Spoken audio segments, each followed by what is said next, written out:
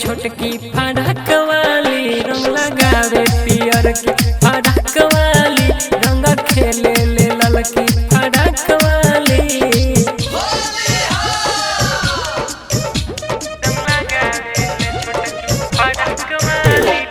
DJ मिठू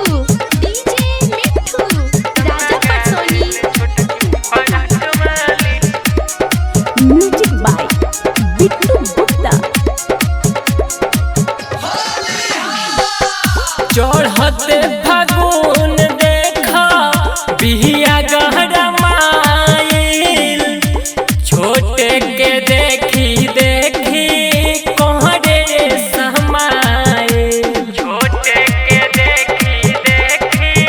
कोहरे समाइल चढ़ते फागुन देखा बिहिया गहराइल बिट्टू के देखी देखी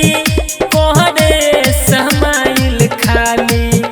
बोतिया बोले ले ज्योति धाक वाली खाली बोतिया बोले ले माँ जाक वाली हो रंग डाले ले हो रंग खेले ले हो रंग डाले ले छोटकी फड़क वाली रंग डाले पियर की फड़क वाली।